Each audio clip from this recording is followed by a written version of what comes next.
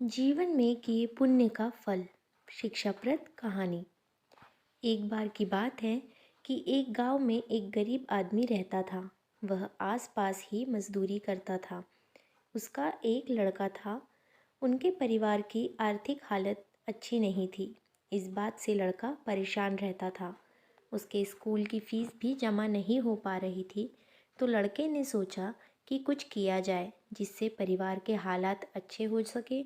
लड़के के मन में एक विचार आया कि रोज़मर्रा की कुछ ज़रूरी चीज़ों को वह आसपास के गाँव में जाकर घर घर बेचेगा।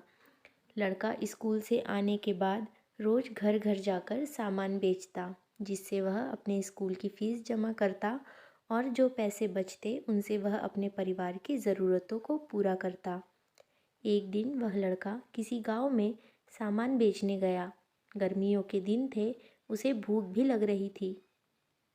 लड़के ने सोचा कि अब की बार अगर कोई सामान खरीदेगा तो उससे मैं पैसों की जगह खाने के लिए कुछ रोटी मांग लूँगा।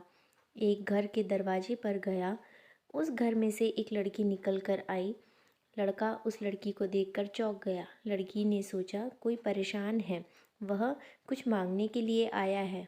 लड़की समझ गई कि इसे भूख भी लगी है। लड़की घर के अंदर गई और रसोई में से 2 रोटी लाकर लड़के को दे दी।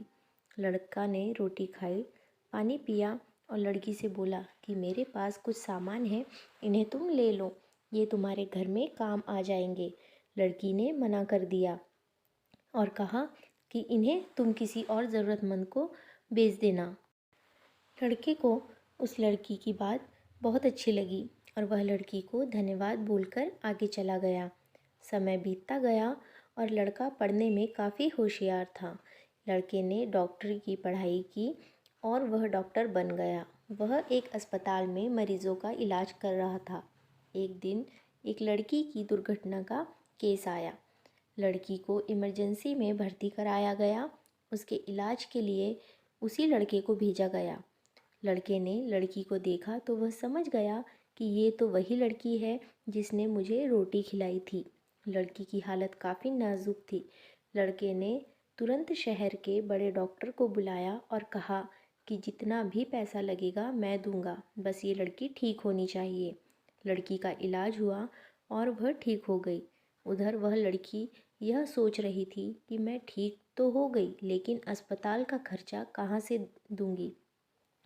लड़की का डिस्चार्ज का समय आया और उसे एक दवाई व परहेज के लिए एक कागज़ पर परहेज के निर्देश दिए गए थे।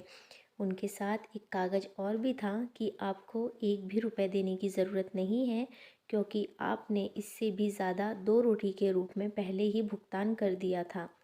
लड़की को भी वह बात याद आ गई कि मेरे इलाज के पैसे उस लड़के ने भर दिए जिसे मैंने पहले कभी खाना खिलाया था। दोस्तों, इस कहानी से हमें ये सीखने को मिलता है कि हमें ज़रूरतमंदों की हमेशा मदद करनी चाहिए। हमारे द्वारा किया गया पुण्य का अच्छा फल हमें किसी न किसी रूप में कभी न कभी ज़रूर मिलता है। बस कर्म करो और भूल जाओ। कहते हैं ना कि कर्म करता जा, फल की इच्छा मत कर।